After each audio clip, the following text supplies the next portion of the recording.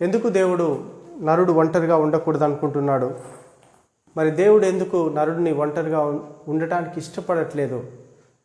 ఒంటరిగా ఉండటం మంచిది కాదని దేవుడు ఎందుకు చెప్తున్నాడు? ఈరోజు మన ధ్యాన అంశం ఏంటంటే దేవుడు మానవ సంబంధాలు. దేవుడు మానవ సంబంధాలు. దేవుడు ఈ సృష్టి క్రమాన్ని 5 రోజులలో సృష్టిలో ఉన్న ప్రతి వాటిని నిర్మించాడు. 6వ రోజు తనకు అత్యంత ప్రీతిపాత్రుడైన మానవుణ్ణి తన అరచేతులతో నిర్మించాడు. ఈ సమస్త లోకాన్ని, ఈ సమస్త సృష్టిని కేవలం మాటతో సృజించినటువంటి దేవుడు మానవుణ్ణి మాత్రం తన యొక్క చేతితో నిర్మించాడు. వాని నాసికా రంధ్రాలలో తన జీవవాయువును ఊదాడు. ఇప్పుడు మనం చదవబడినటువంటి వాక్య భాగము ఆదికాండము 2వ అధ్యాయము 18వ వచనము బైబిల్ అంతటిలో ఒక పవిత్రమైన అధ్యాయాలు, పాపము లేని అధ్యాయాలు, సిన్లెస్ చాప్టర్స్ బైబిల్లో ఉన్నాయంటే ఆదికాండము 1వ అధ్యాయము 2వ అధ్యాయం మాత్రమే. మిగతా అధ్యాయాలన్నింటిలో పాపము, మానవుని పతనము, దేవునికి అవిధుడై తిరుగుబాటు చేయడము, మరి దేవునికి లోబడని పరిస్థితులు, అయినప్పటికీ దేవుడు కరుణించి కాపాడుతూ వాళ్ళని సంరక్షించే విధానం, ఇవన్నీ మనకు ఆదికాండంలో మనకు పొందుపరిచి పరిశుద్ధాత్మ దేవుడు మనకు వాక్య రూపంలో మనకు ఉంచాడు. చదివితే ప్రతి ఒక్క వచనం మనకు అర్థమవుతుంది. మరి ఇక్కడ దేవుడు ఏం చెప్తున్నాడంటే నరుడు ఒంటరిగా ఉండటం మంచిది కాదు అని అంటున్నాడు. ఉండకూడదు అని దేవుడు ఆశిస్తున్నాడు. మరి దేవుడు మనిషిని నిర్మించి మరి ఎంతో గొప్ప ఉన్నతమైన ప్రణాళికను కలిగి ఉన్నటువంటి దేవుడు ఒంటరిగా మానవుడు ఉండకూడదని అనుకోవడం అనేది అది చాలా ఉన్నతమైన విషయం. అది చాలా గొప్ప విషయం. మరి మన దేవుడు మనల్ని ఒంటరిగా ఉండటానికి ఇష్టపడని దేవుడు. అవసరమైతే తన తోడుగా ఉండి మనల్ని నడిపించేటువంటి దేవుడు, మనల్ని విమోచించేటువంటి దేవుడు, మనల్ని శ్రేష్టమైన తన మార్గంలో నడిపించేటువంటి దేవుడు. మరి ఆదికాండంలో నరుడు ఒంటరిగా ఉండకూడదని సాటి అయిన సహాయం చేద్దామని దేవుడు అనుకొని అవ్వను సృజించాడు. ఆదాములో నుండి ఆదామును మట్టి నుండి నిర్మించాడు. ఆ మట్టిలో ఒక మర్మంగా, ఆ మట్టిలో ఒక అంతర్భాగంగా అవ్వని దాచిపెట్టించాడు. పురుషునిలో నుంచి స్త్రీ తీయబడింది.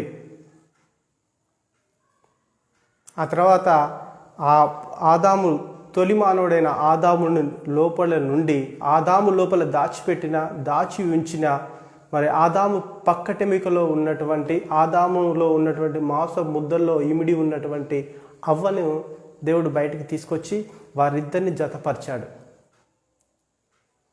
మరి ఒంటరిగా ఉండకూడదు, ఏ మనిషి ఒంటరిగా ఉండకూడదు అని దేవుని ఉద్దేశంలో భాగంగా మరి సాటి అయిన సహాయం అంటే సాటి, it means it is equal, there is no difference. ఒకరు ఎక్కువని ఒకరు తక్కువ అని కాదు. సాటి అయిన సహకారము, స్త్రీ ఎక్కువని పురుషుడు తక్కువ అని కాదు. సాటి అయిన సహాయం అంటే ఇద్దరు ఈక్వల్ అని దేవుడు వారిని నిర్మించాడు. వారితో దేవుడే సహవాసం, సాంగత్యం కలిగి వారితో జీవించారు. కొన్ని రోజుల తర్వాత వారు దేవుడు ఇచ్చినటువంటి ఒక్క ఆజ్ఞను మీరి ఆజ్ఞ అతిక్రమము చేసి మరి దేవుడు తినొద్దన్న పండుని కోరుకొని ఆశించి వాంఛించి మరి ఆ యొక్క పండు తినడం మూలంగా వారు పాపంలో పడిపోయి దేవునికి మరి ఏ దేవుడైతే నరుడు ఒంటరిగా ఉండకూడదని దేవుడు ఆశించాడో ఆ దేవుడితో సంబంధాన్ని తెంచుకున్నారు. ఆ దేవునితో సంబంధాలు తెగిపోయాయి. పాపం మూలంగా దేవుని ఆజ్ఞ అతిక్రమించడం మూలంగా పాపం కలిగింది. పాపం మూలంగా మనిషికి దేవునికి మధ్యలో ఎడబాటు కలిగింది. ఆ ఎడబాటు మూలంగా మనిషి దేవుడి నుంచి దూరం అయ్యాడు. కానీ దేవుడు వారిని దూరపరుచుకుని దేవునికి వీరు దూరమయ్యారు, కానీ దేవుడు వారి పట్ల ఎప్పుడు ప్రేమని, ఎప్పుడు వారి ఏడల కృపను కలిగి మరి దేవుడు ఉన్నట్టు మనకు వాక్యంలో ప్రతి వచనంలో దేవుని ప్రేమ మనకు స్పష్టంగా తెలుస్తుంది. ఆ వాక్యాన్ని అనుభవించి చదువుతుంటున్నప్పుడు, మరి వాక్యాన్ని మరి లోతుగా ధ్యానిస్తుంటున్నప్పుడు అనేక విషయాలు మనకు తెలుస్తుంటుంటాయి. మానవుడు పాపం చేసి మరి పతనం అయిపోయినప్పటికీ మరి మానవుడిని రక్షించుకోవాలని, మానవుని సంరక్షించాలని, మానవుని మీద కలిగి ఉన్నటువంటి ప్రేమని దేవుడు ఏనాడు విడిచిపెట్టుకోలేదు. దేవుడు మానవుని పట్ల ఉన్న ప్రేమను ఏనాడు తగ్గించుకోలేదు. ప్రేమిస్తూనే ఉన్నాడు, ప్రేమిస్తూనే ఉంటాడు. మన దేవుని యొక్క గుణలక్షణము ప్రేమ. ఆయనకి ఎన్నో గుణలక్షణాలు ఉన్నాయి, దాంట్లో ఒక గుణలక్షణము ప్రేమ. మరి అలా మానవుడు మరి దేవుడి నుంచి దూరపడిన తర్వాత, వేరుపడ్డ తర్వాత మానవ జాతి ఆవిర్భావం అనేది ప్రారంభమైంది. ఏదేని తోటలో జరగాల్సినటువంటి మానవ జాతి అభివృద్ధి మరి ఏదేని తోటలో నుంచి వెళ్ళగొట్టబడి మరి మానవ జాతి అభివృద్ధి చెందడం జరిగింది. అందుకనే ఈరోజు మనం ధ్యానించుకునేటువంటి అంశం ఏంటంటే దేవుడు మానవ సంబంధాలు. దేవుడి నుంచి మానవుడు దూరమయ్యాడు. దూరమైనటువంటి మానవుడు మానవ సంబంధాలను ఏర్పరచుకొని మరి మానవుడు దేవుడు కోరుకున్నాడు కదా, ఏమని కోరుకున్నాడు? నరుడు ఒంటరిగా ఉండటం మంచిది కాదు అని తనకు సాటి అయిన సహాయంగా అవ్వను సృజించి నిర్మించినటువంటి దేవుడు ఆ తర్వాత వారు క్రమక్రమానంగా మరి పిల్లల్ని కానీ సంతాన అభివృద్ధి చెంది వాళ్ళు విస్తరిస్తూ వస్తూ ఈ రోజు వరకు ఈ సమాజం ఇలా ఉంది. ఆ రోజు నుంచి ఈ రోజు వరకు మరి దేవుడు లేని ఈ లోకంలో, అంటే దేవుడు లేని ఈ లోకంలో మనిషి ఎలా ఉన్నాడు, మరి మనిషికి మధ్యలో ఎలాంటి మానవ సంబంధాలు ఉన్నాయి అనేదే ఈరోజు మన అంశం. దేవుడు మానవ సంబంధాలు, God and human relations. God and human relations. దేవుడి నుంచి వేరుపడినటువంటి మానవుడు ఈ లోకంలో ప్రధానంగా 4 రకాలైన రిలేషన్స్, 4 రకాల సంబంధ బాంధవ్యాలు కలిగి ఉన్నాడు. ఈరోజు మనం ధ్యానించుకునేది అదే. దేవుణ్ణి కలిగిన మానవుడు మరి దేవుణ్ణి ఆ రోజు ఏదైనా తోటలో తృణీకరించుకున్నాడు. దేవుణ్ణి కాదని ఏదైనా తోటలో నుంచి బయటకు వచ్చాడు. మరి దేవుణ్ణి కాదని పాపం చేసినటువంటి మానవుడు తర్వాత మానవ సంబంధాలను ఏర్పరచుకొని మరి ఈ లోకంలో జీవిస్తూ ఉన్నాడు, హ్యాపీగా జీవిస్తున్నాడు. మరి దేవుని కాదనుకున్నా మరి దేవుడు వారికి సంతోషాన్ని, సంతృప్తిని తన కృప ద్వారా మానవునికి అనుగ్రహిస్తూ ఉన్నాడు. ఈరోజు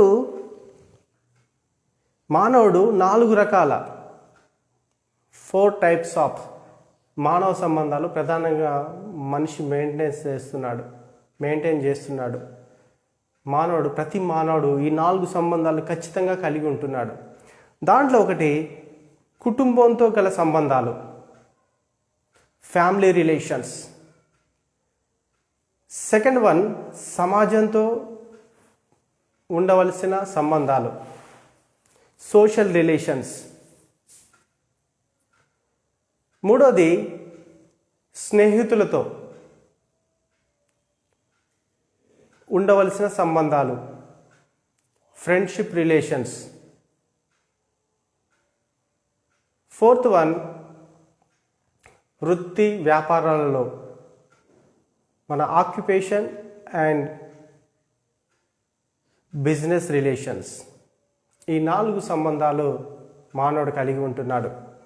ఒకటి కుటుంబ సంబంధాలు, కుటుంబంతో ఉండవలసిన సంబంధాలు. 2 సమాజంతో లేదా ఈ లోకంతో ఉండవలసిన సంబంధాలు. 3వది స్నేహితులతో ఉండవలసిన సంబంధాలు. 4వది వృత్తి వ్యాపార సంబంధాలు. First one is family relations, second one is social relations, third one is friendship relations, fourth one is occupation and business relations. ఈ 4 బంధాలలో మనిషి చిక్కుకుపోయాడు.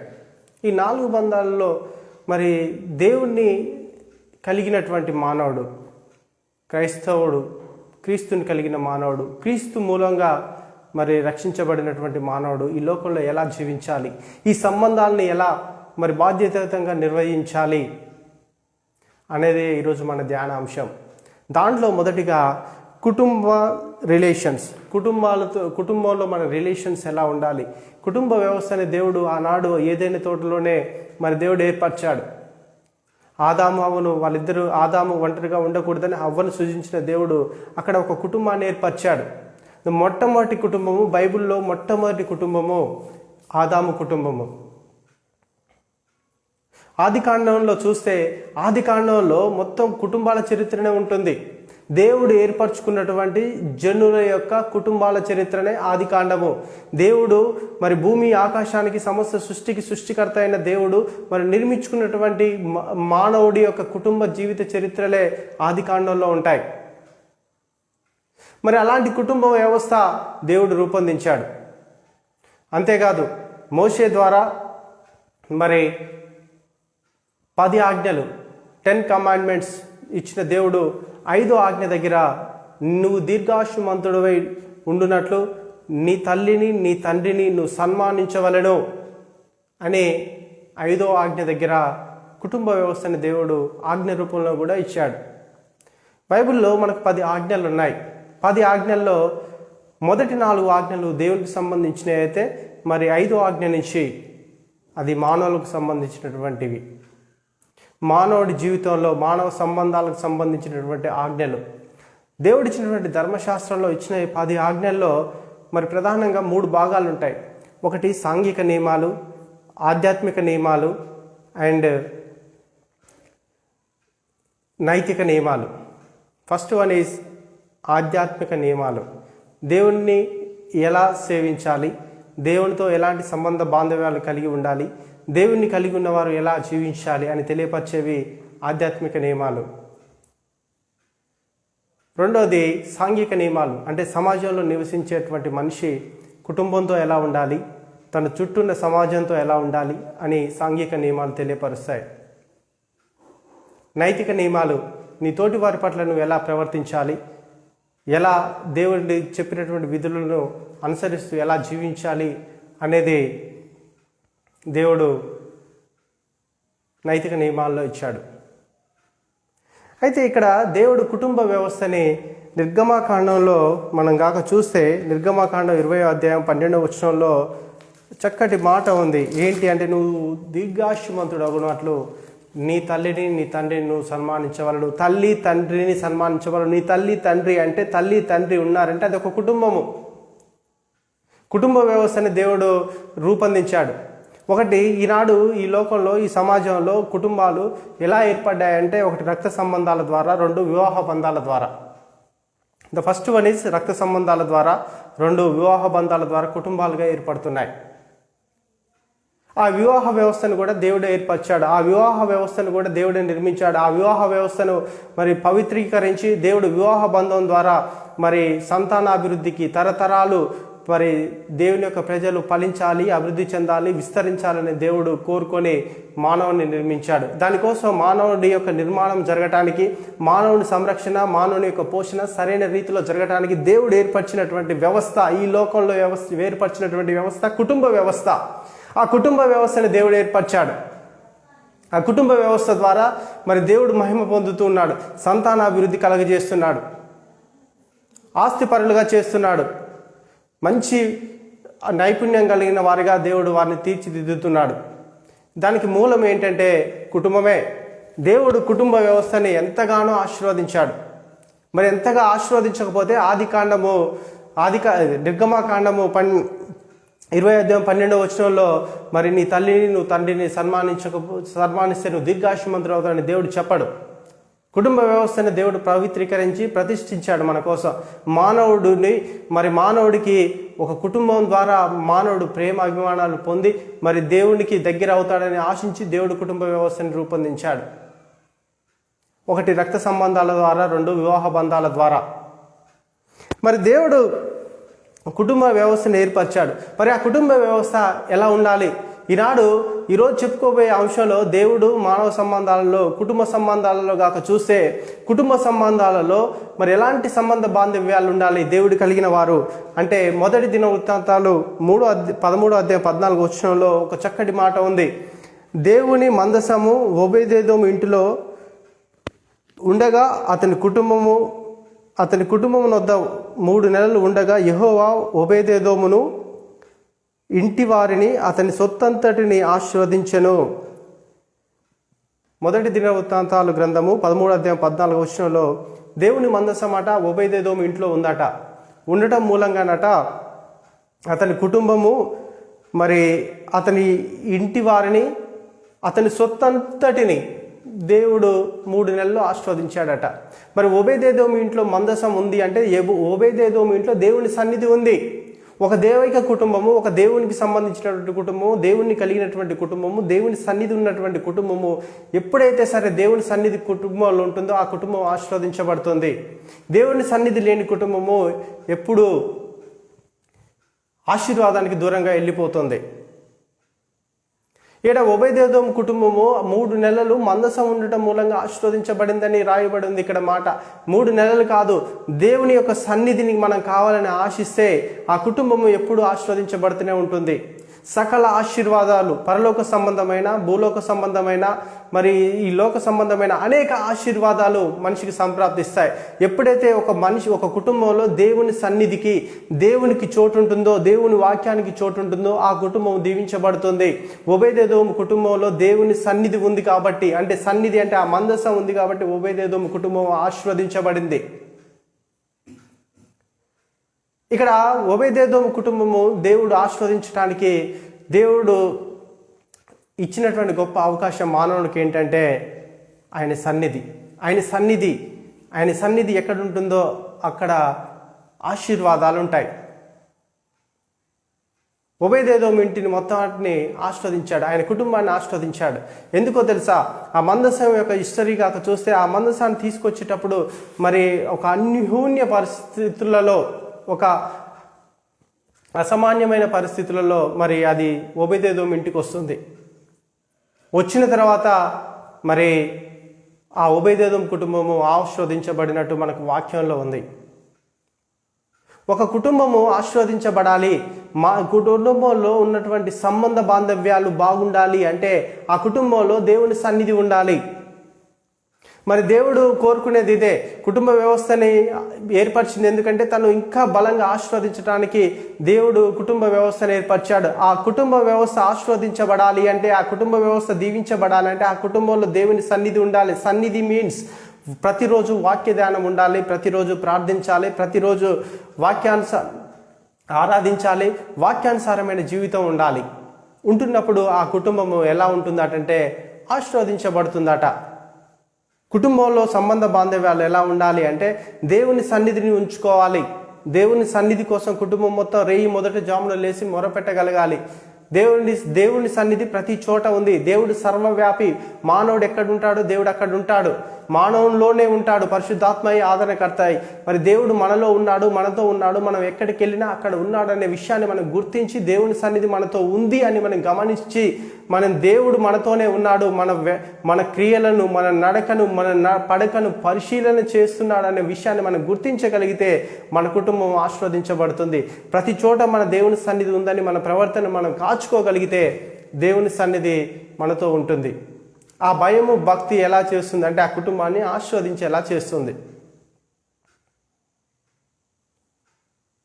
దేవుని కుటుంబము ఎలాంటి సంబంధాలు కలిగి ఉండాలంటే ఆ కుటుంబంలో ఇంటి వారందరూ ఆశీర్వదించబడ్డారంటే ఆ ఇంటి వారందరూ ఈ దేవుని సన్నిధిలో ఆనందించారని అర్థం. దేవుని సన్నిధి మా మధ్యలో ఉందని భయభక్తులు కలిగి జీవించారని అర్థం.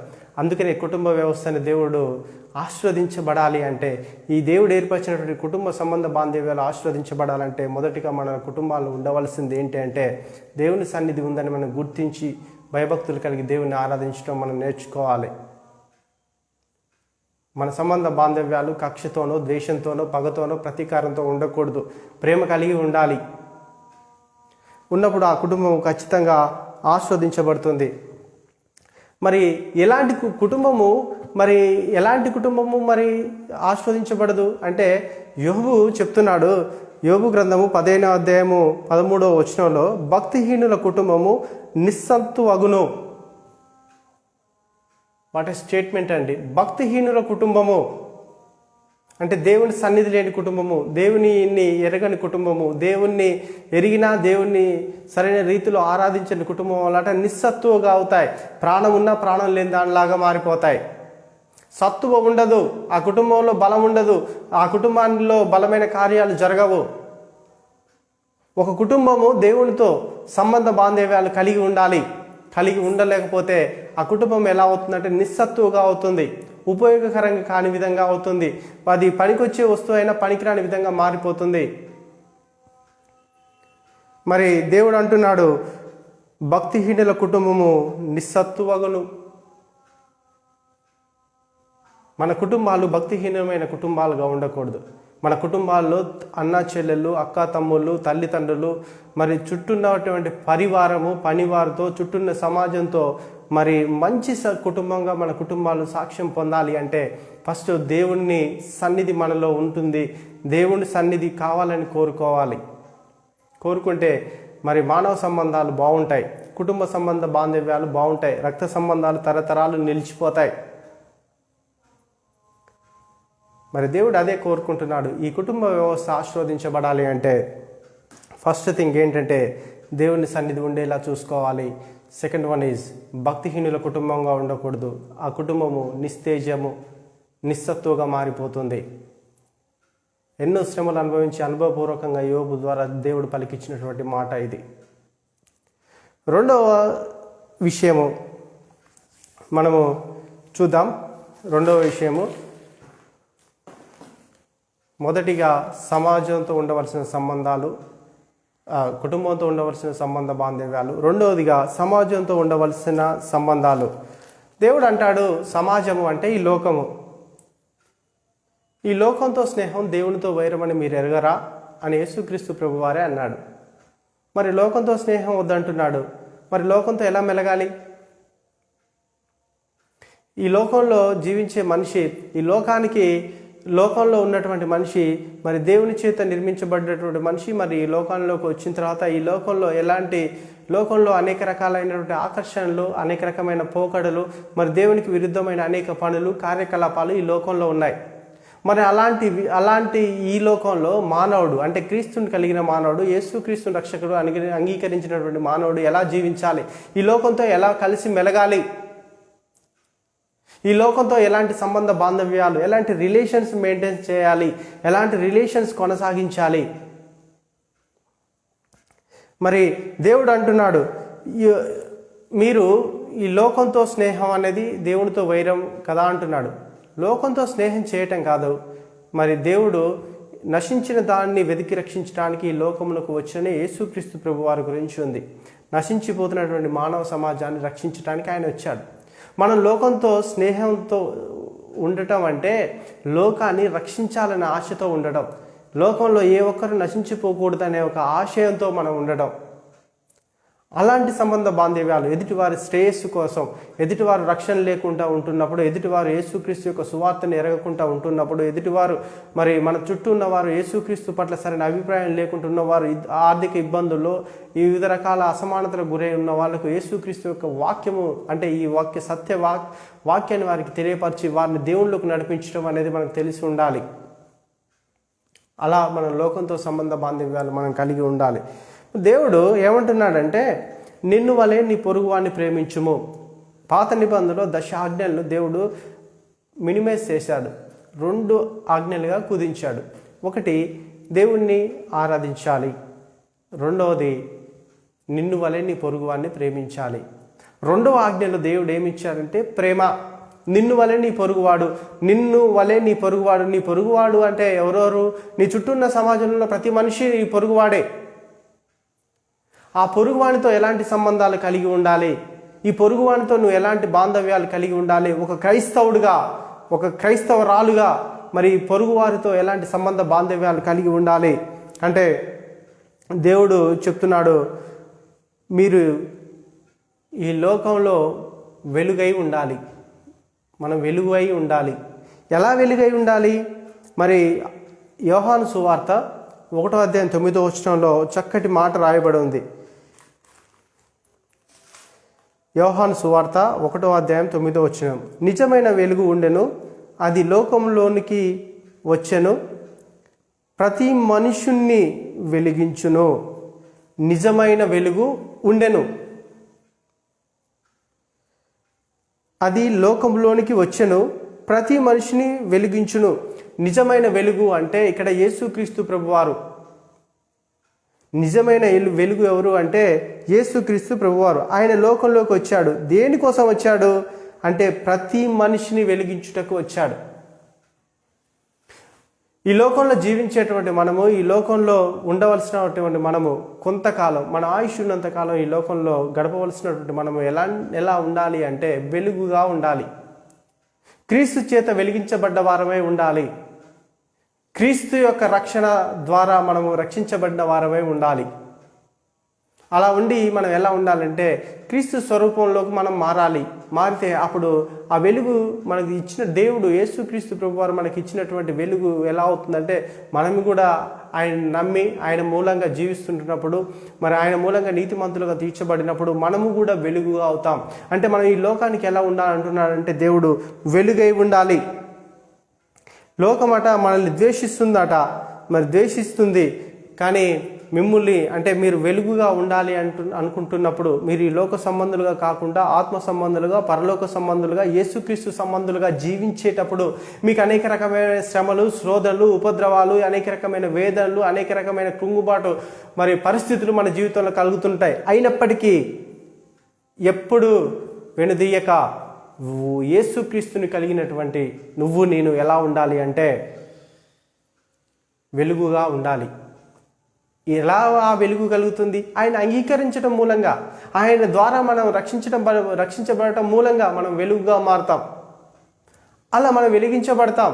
మన వెలుగులో అనేక మంది తమ చీకటిని విడిచిపెట్టుకొని దేవుని వైపు వచ్చేటట్లు ఉండాలి. ఈ లోకంలో మనం ఎలా ఉండాలి అంటే వెలుగు సంబంధులుగా మనం ఉండాలి. మరి దేవుడు అంటాడు, ఏమంటాడు? మరి you don't love the things, you don't love the things, you love the people. ఈ లోకంలో ఉన్న వాటిని ప్రేమించకండి. ఈ లోకంలో ఉన్న ప్రతి మనిషిని మీరు ప్రేమించండి. ఈ లోకంలో ఉన్నదంతా శరీరాశ, నేత్రాశ, జీవబుడ్డమ్మము. వాటి జోలికి మనం వెళ్ళకూడదు. మనం ఎలా ఉండాలి అంటే ఈ లోకంలో వెలుగుగా ఉండాలి. యేసుక్రీస్తు యొక్క వెలుగు యొక్క రక్షణ చేత మనం వెలిగించబడ్డ వారమై ఉండాలి. యేసుక్రీస్తు కృప చేత మనం రక్షించబడ్డ వారమై ఈ లోకంలో వెలుగులా మనం జీవించాలి, జ్యోతులా ప్రకాశించాలి. మనం వెలుగు సంబంధులుగా జీవించాలి. మనం చీకటి వారం కాదు. మనలో చీకటి ఎంత మాత్రం లేదు. వెలుగు 3 రకాలుగా ఉంటుందండి. వెలుగు 3 రకాలుగా ఉంటుంది. 1 వెలుగు, 2 గొప్ప వెలుగు, 3 ప్రకాశమానమైన వెలుగు.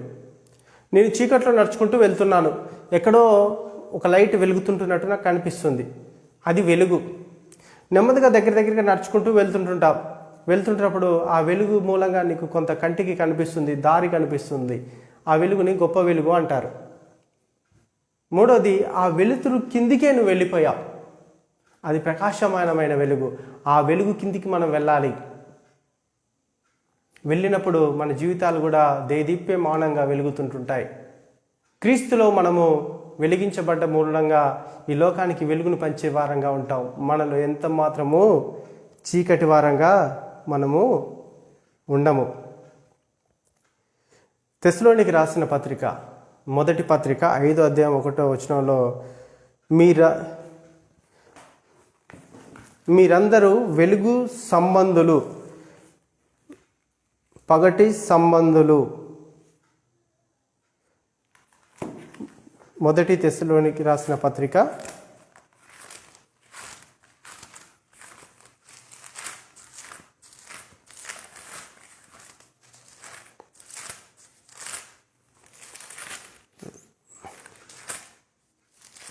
5వ అధ్యాయము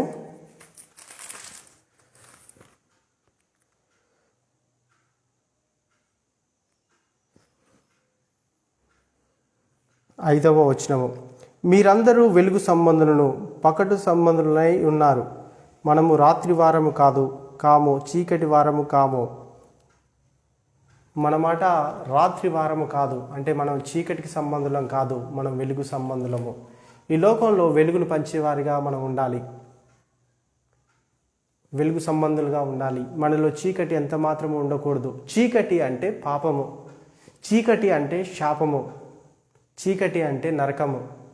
మనం వాటికి పాత్రలుగా ఉండటానికి మనల్ని దేవుడు నిర్మించలేదు, వాటి కోసం మనల్ని దేవుడు సృజించలేదు. దేవుడు మనల్ని సృష్టించింది తన వెలుగు చేత మనం ప్రకాశింపబడటానికి, ఆ వెలుగుని ఇతరులకు పంచి మన యొక్క ఆశీర్వాదాలను ఇతరుల ఆశీర్వాదాలుగా మార్చడానికి దేవుడు మనల్ని నిర్మించాడు. మనం ఆశీర్వదించబడాలి, మన ఆశీర్వాదాన్ని ఇతరులకు పంచే వారంగా ఉండాలి. లోకంలో నశించిపోతున్న వారి పట్ల మనం బాధ్యత కలిగి ఉండాలి, భారం కలిగి ఉండాలి. ప్రతి ఒక్కరికి దేవుని యొక్క సువార్తను చెప్పి ఆయన రక్షణ వైపు నడిపించగలిగేటువంటి శక్తి, సామర్థ్యము పరిశుద్ధాత్మ సహాయం చేత మనం పొందుకోవాలి. దానికోసం కావలసినటువంటి శక్తిని అనుదినము ప్రార్థన ద్వారా, ఆరాధన ద్వారా, వాక్యము ద్వారా మనం దేవుని నుంచి పొందుకొని మనం వెలుగు సంబంధంగా మారి రూపాంతర అనుభవంలోకి వస్తూ అనేక మందిని దేవునిలోకి నడిపించగలిగినటువంటి శక్తి సామర్థ్యాలు మనలో రావాలి. అది ఎలా వస్తుంది? ఇది శక్తి చేతనను బలము చేతనను కాక ఇది పరిశుద్ధాత్మ చేతనే జరుగుతుంది. పరిశుద్ధాత్మ దేవుడిని సహాయం తీసుకొని మనం వెలుగు సంబంధులుగా మనం జీవించబడాలి. ఈ లోకంలో మనం వెలుగుగా జీవించాలి. మరి ఈ లోకంలో ఇంకెలా జీవించాలంటే లోకమును జయించాలి. లోకంలో ఎలా జయిస్తారు? లోకంలో జయించాలంటే లోకంలో జయించవలసినటువంటి ఏంటి అంటే, 1 శరీరాశ, 2 నేత్రాశ, 3 జీవపు డంబము. వీటిని ప్రభువైన యేసుక్రీస్తు వారు గెలిచాడు. ఆయన గెలిచాడు అంటే ఆయన మాదిరిగా మనకు చూపించాడంటే మనం కూడా గెలవగలుగుతాం. మీకు అసాధ్యమైనదంటూ ఏదైనా ఉండునా ఈ కొండని పెకిలించి మీరు అక్కడి అంటే పోతుందని దేవుడు చెప్పిన మాటలు మనం గుర్తు తీసుకొచ్చుకోవాలి. పేతురుని నీళ్లపైన నడిపించినటువంటి దేవుడు 38 సంవత్సరాలుగా పక్షవాతం చేత కోనేటి బెతెస్దా కోనేటి దగ్గర ఉన్నటువంటి రోగిని పిలిచి పలకరించి స్వస్థపరిచినటువంటి దేవుడు, పుట్టిగుడ్డువాన్ని కన్నులు ముట్టి స్వస్థపరిచినటువంటి దేవుడు మరి వీటన్నిటిని జయించాడు. వీటిని జయించడానికి, ఆ యొక్క అద్భుతాలు చేయడానికి కావాల్సిన శక్తి సామర్థ్యాన్ని మనకు అనుగ్రహించాడు. దానికి మనలో కావాల్సింది ఏంటంటే విశ్వాసము. అల్ప విశ్వాసము కాదు, ఆవగింజంత విశ్వాసము, దేవుడి శక్తిని పొందుకునేంత విశ్వాసం మనం కలిగి ఉండాలి. మనం లోకాన్ని జయించాలి.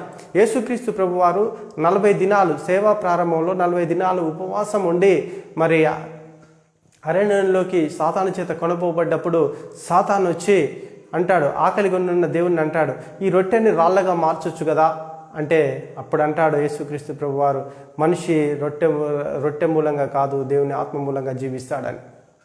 రొట్టె మూలంగా మనం జీవించడం కాదు, అది శరీరాశ. ఆనాడు ఆ సాతానునికి సమాధానం చెప్పగలిగాడు. శరీరాశని దేవుడు జయించాడు, మనము జయిస్తాం.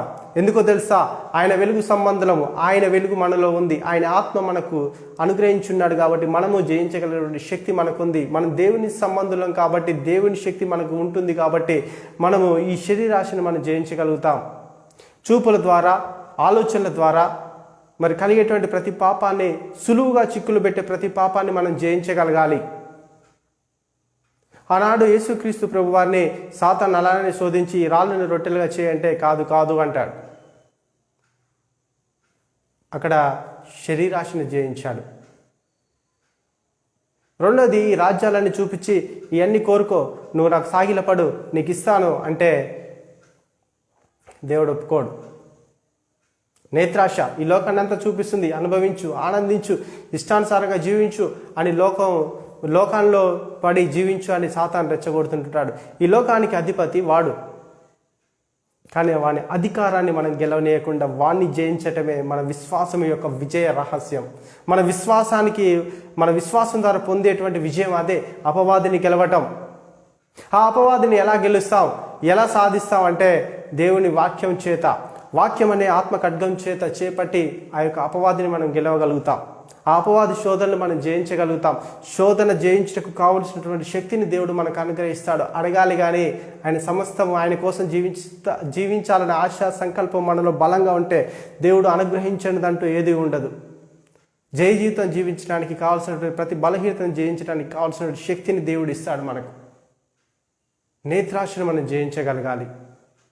జీవపు డంబము ఇక్కడి నుంచి దూకు, యేసుక్రీస్తు ప్రభువాన్ని ఆ సాతాను అంటాడు, ఇక్కడి నుంచి దూకితే దేవదూతలు వచ్చి నేను చేతుల్లో పట్టుకుంటాయంటారు. ఈ రోజులలో చాలామంది జీవోడంబానికి దర్జా దర్పము అధికారం చూపించుకోవడానికి అనేక రకాల ప్రయత్నాలు చేస్తూ జీవోడంబంలో ఆస్తులను కోల్పోతూ అప్పుల పాలవుతున్నారు. మనకు దేవుడు ఇచ్చిన దాన్ని, దేవుడు మనకు అనుగ్రహించిన దాన్ని, మనకు కలిగి ఉన్న దాన్ని బట్టి మనం సంతోషించాలి. కానీ ఈ జీవోడంబం చేత తోటి వారిని చూసి మన జీవితాలను మనం పాడు చేసుకోవద్దు. మన సంబంధ బాంధవ్యాలు ఎలా ఉండాలి అంటే దేవునితో ప్యూర్గా ఉండాలి, పవిత్రంగా పరిశుద్ధంగా ఉండాలి. ఉంటున్నప్పుడు ఈ సమాజంలో మనం ఎలా ఉంటాం? వెలుగుగా ఉంటాం, ఈ లోకాన్ని జయించే వారంగా ఉంటాం. మన సంబంధ బాంధవ్యాలు అలా ఉండాలి. అంటే మన జయ జీవితం మన సొంతం అవుతుంది, మనం వెలుగుగా ఉంటాం. ఈ లోకంలో, ఈ సమాజంలో మనకు దేవుడు కొన్ని బాధ్యతలు ఇచ్చాడు.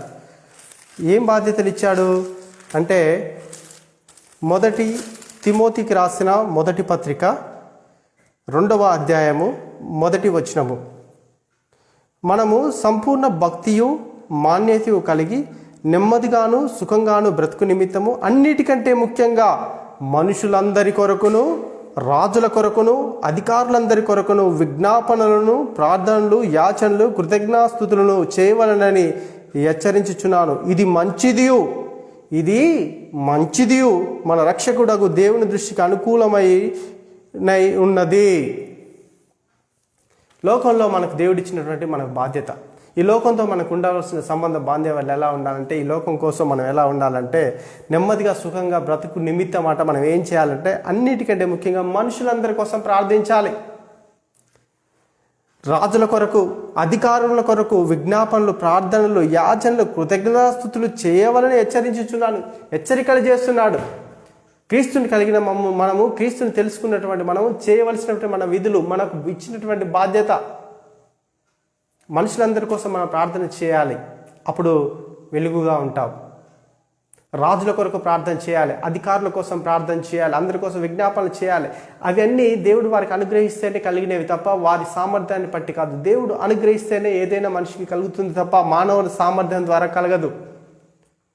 దేవుడు ఇచ్చినటువంటి వాటిని దుర్వినియోగపరచకుండా, మరి దేవుడిచ్చినటువంటి అధికారాన్ని దుర్వినియోగపరచకుండా, వారు ఎక్కడ ఏ లోభాలకు, ఏ ప్రలోభాలకు లోబడకుండా ఉండటం కోసం, వారందరి కోసం ఒక క్రైస్తవుడిగా, ఒక సైనికుడిగా మనం ప్రార్థన చేస్తుంటుండాలి. మన ప్రార్థనలో వాళ్ళు జ్ఞాపకం చేసుకుంటూ అనుదినము వారి యొక్క క్షేమం కోసం, వారి యొక్క సరైన పాలనా విధానం మరి మనకు అందించడం కోసం, వారి కోసం మనం ప్రార్థన చేయాలి.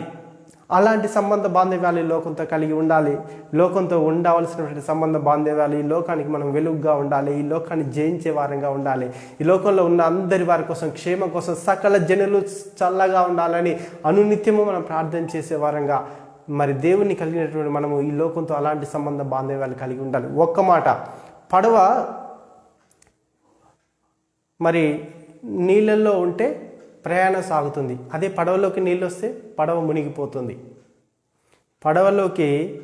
పడవ నీటి మీద ఉన్నంతసేపే ప్రయాణం సాగుతుంది. అదే పడవలోకి నీరు వస్తే మునిగిపోతుంది. లోకంలో కూడా మనం అలాగనే ఉండాలి. లోకంలో మనం ఉండాలి, పడవలా ఉండాలి. లోకం మనలోకి రానియకూడదు. ఆ పడవలాగా మనం మునిగిపోతాం. మన జీవిత యాత్ర సరిగ్గా దేవునితో మరి దేవునికి ఇష్టమైన మార్గంలో దేవుని కోసం జీవించాలి అనుకుంటున్నప్పుడు మన జీవితం ఈ లోకంలో నావలాగా సాగాలి, వెలుగుగా ఉండాలి, జయ జీవితం కలిగి ఉండాలి. మూడో విషయంగా స్నేహబంధాలు. ఇప్పటి వరకు 2 విషయాలు మనం చర్చించుకున్నాం. కుటుంబ సంబంధ బాంధవ్యాలు ఎలా ఉండాలి అనే విషయాన్ని మనం ధ్యానించుకున్నాం. రెండో విషయంగా మరి ఈ సమాజంతో ఉండవలసిన బాధ్యతల గురించి మనం ధ్యానించుకున్నాం. మూడోదిగా స్నేహబంధాలు. స్నేహము గురించి చెప్పాలి అంటే మానవునికి తొలి స్నేహితుడు దేవుడే. మానవుని సృజించుకొని దేవుడు మానవునితోనే స్నేహం చేశాడు. దేవుడికి వారసుడు మానవుడే, మామూలు మానవుడే. మానవుడు అంటే దేవునికి చాలా ఇష్టం. ఎంత ఇష్టం అంటే తన ఏకైక కుమారుణ్ణి మన కోసం ప్రాణం పెట్టించేంత ఇష్టం.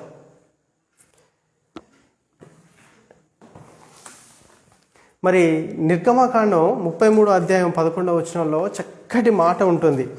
మనుషుడు తన స్నేహితునితో మాట్లాడినట్లు యెహోవా మోషేతో ముఖాముఖిగా మాట్లాడుచుండెను. దేవుడు మనుషులు తన స్నేహితులతో మాట్లాడినట్టు, మనం మన ఫ్రెండ్స్తో మాట్లాడినట్టట యెహోవా మోషేతో ముఖాముఖిగా మాట్లాడుచుండెను. మన దేవుడు సాధారణమైన మానవులతో స్నేహం చేసి వారితో ముఖాముఖిగా మాట్లాడేటువంటి దేవుడు. మన స్నేహ బంధాలు ఎవరితోనంటే మనుషుల కంటే ఎక్కువగా దేవునితో ఉండాలి. దేవునితో సరైన స్నేహం కలిగినటువంటి వ్యక్తి ఎవరితోని స్నేహం చేసినా ఆ వ్యక్తి దీవించబడతాడు, ఆ వ్యక్తి ఆశీర్వదించబడతాడు. దేవునితో స్నేహం ఉన్నటువంటి వ్యక్తి ఏ వ్యక్తి మధ్యకు వెళ్ళినా, ఏ వ్యక్తితో సాహసం సాంగత్యం చేసినా శ్రమను సహించి, బాధను భరించి, అవమానాన్ని నిర్లక్ష్యపరిచి సరైన ప్రేమను అందించగలుగుతాడు. సామెతల గ్రంథంలో చక్కటి మాట ఉంది. 17 ఫేమస్ వర్డ్, నిజమైన స్నేహితుడు విడవక ప్రేమించును, దుర్దశలో అట్టివాడు సహోదరునిగా ఉండును. నిజమైన స్నేహితుడు ఎవరు మనకు అంటే ఆ యేసుక్రీస్తు ప్రభువారే. ఎందుకు ఆయన నిజమైన స్నేహితుడు? మనుషులు కాదా? చాలామంది అంటారు స్నేహితుడు అంటే దావీదు యోనతాను రిలేషన్ గురించి ఎక్కువ చెప్తారు. దావీదు యోనతాను వాళ్ళ హృదయాలు కలుసుకున్నాయి, వాళ్ళిద్దరూ చాలా గొప్ప స్నేహితులు అది అని చెప్తున్నారు. దావీదు యోనతాను స్నేహం ఈ లోకం వారికే పరిమితం. మరి దేవునితో మనకున్నటువంటి స్నేహం యుగ యుగాలు శాశ్వత కాలం నిలిచిపోతుంది. ఆయన మన నిజమైన స్నేహితుడు అండి యేసుక్రీస్తు ప్రభువారు. మత్తయి సువార్త 11వ అధ్యాయం 19వ వచనంలో చక్కటి మాట ఉంది.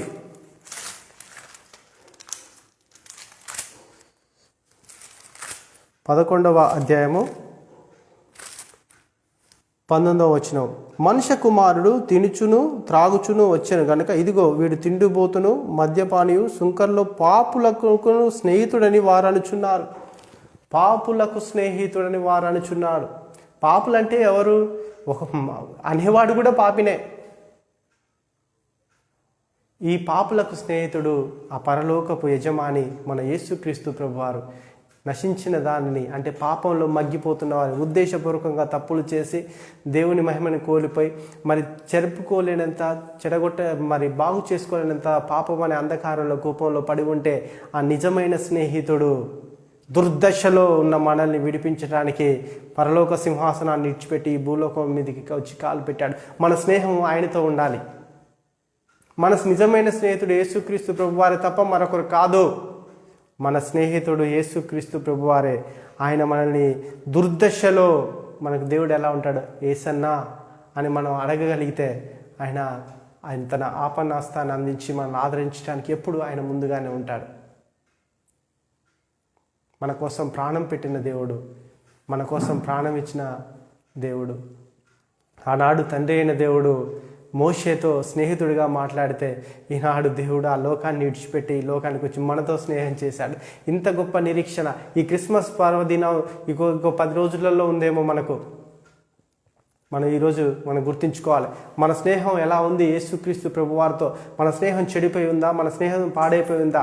మనం ఎంత ఘోర పాపం చేస్తున్నా, ఎంత ఘోరమైన నేరం చేస్తున్నా, దేవునికి విరోధంగా, దేవునికి ఆయాసకరంగా ఎలాంటి పని చేసినా దేవుడు మనల్ని ఆదరించడానికి, ఆ యేసుక్రీస్తు ప్రభువారి మనల్ని ఆదరించడానికి, హక్కును చేర్చుకోవడానికి ఆయన ఎప్పుడు సిద్ధంగా ఉన్నాడు. ఆయనే మన నిజమైన స్నేహితుడు. ఆ గొప్ప స్నేహితుని మనం కలిగి ఉండాలి. మీరు గుర్తుపెట్టుకోండి, సామెతల గ్రంథం 17 వచనము, ఈ స్నేహితుడు యేసుక్రీస్తే, మరెవరో కాదు. ఆ స్నేహితుడు యేసుక్రీస్తే. చాలామంది చెప్తుంటున్నప్పుడు అంటుంటారు, తప్పు కాదు అలా చెప్పడం, కానీ ఆ యేసయ్యే మన స్నేహితుడు అనే విషయాన్ని మనం గుర్తించకపోవడం పెద్ద తప్పు అవుతుంది. ఆ దేవుడు పాపులను రక్షించడానికి వచ్చినటువంటి స్నేహితుడు, పాపుల స్నేహితుడు, మన స్నేహితుడు. మనం పాపులం, మన కోసం, మన స్నేహం కోసం మరి ఈ లోకానికి వచ్చినటువంటి పరిశుద్ధుడు, పాపరహితుడు, పాపం లేనివాడు, పాపాన్ని తీసివేయడానికి వచ్చినటువంటి యేసుక్రీస్తు ప్రభువారు. ఆయన మన స్నేహితుడు అవ్వాలి. ఆయన మన స్నేహాలు మరి ఆ దేవుడు మనతో ఎలా చేస్తాడో మనం కూడా చుట్టూన్న వారితో ఆ ప్రేమను మనం పంచగలగాలి. క్రీస్తుకు కలిగిన మనసు మనకు రావాలి. ప్రేమించే మనసు, క్షమించే మనసు, దీన మనసు, ఆ 3 మనసులు మనలోకి వస్తే మన స్నేహము, సంబంధ బాంధవ్యాలు చాలా పవిత్రంగా మనం కొనసాగించగలుగుతాం.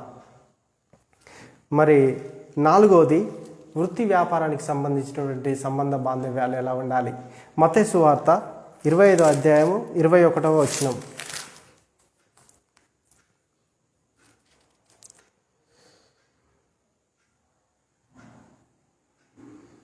అతని యజమానుడు, బల నమ్మకమైన మంచి దాసుడా, నువ్వు ఈ కొంచెంలో నమ్మకంగా ఉంటివి, నిన్ను అనేకమైన వాటి మీద నియమించెదను, నీ యజమాని సంతోషంలో పాలు పొందుమని అతనితో చెప్పాను. అతని యజమానుడు, మన యజమానుడు, బల నమ్మకమైన మంచి దాసుడా, నువ్వు ఈ కొంచెంలో నమ్మకంగా ఉంటివి, ఈ కొంచెంలో నమ్మకం ఉంటివి. మనకు దేవుడు ఇచ్చినటువంటి ఏ పని అయినా, ఏ వృత్తి అయినా, ఏ వ్యాపారమైనా, ఏదైనా మనం ఎలా చేయాలంటే నమ్మకత్వంతో చేయాలి. ఎదుటి వారిని నమ్మకాన్ని పొందే విధంగా మనం చేయాలి. ఈ ఉపమానము చాలా ఫేమస్ ఉపమానము. మరి దేవుడు చెప్పినటువంటి యేసుక్రీస్తు ప్రభువారు తన నోటితో చెప్పినట్టు ఉపమానము. మరి దగ్గర విషయాలతో పోల్చి అనేక ఉపమానాలు చెప్తున్నటువంటి దేవుడు మనకు చెప్తున్నాడు. మనం చేసే పనిలో, మనం చేసే వృత్తి వ్యాపారంలో, మన ఉద్యోగాలలో సమస్తం ఎలా ఉండాలి అంటే దేవుని చేత బల నమ్మకమైన మంచి దాసుడా అనిపించుకునే విధంగా మన సంబంధ బాంధవ్యాలు వృత్తి వ్యాపారాలతో ఉండాలి. మోసానికి, లంచగొండితనానికి, అవినీతికి, అక్రమానికి చోటు లేని విధంగా మన యొక్క సంబంధ బాంధవ్యాలు ఉండాలి. మరి దేవుడు ఈరోజు మనతో మాట్లాడుతున్నాడు. మరి దేవునితో ఆనాడు ఏదేని తోటలో సంబంధ బాంధవ్యాలు తెంచుకున్నటువంటి మానవుడు, మరి దేవుడు మన మధ్యలో లేకపోయి ఉండొచ్చు, కానీ దేవుణ్ణి మనం కలిగి ఉండి మరి కుటుంబ వ్యవస్థతో ఎలాంటి సంబంధాలు కలిగి ఉండాలో ఈరోజు మనతో సూటిగా మాట్లాడాడు. ఎలాంటి సంబంధాలు కలిగి ఉండాలంటే కుటుంబంతో దేవుడు చెప్తుంటున్నాడు, నిస్సత్తువైన సంబంధ బాంధవ్యాలు కలిగి ఉండకూడదు. మనం నిస్సత్తువైన సంబంధ బాంధవ్యాలను మనము కలిగి ఉండకూడదు. ఎలా ఉండాలి అంటే ఒబేదెదోము కుటుంబం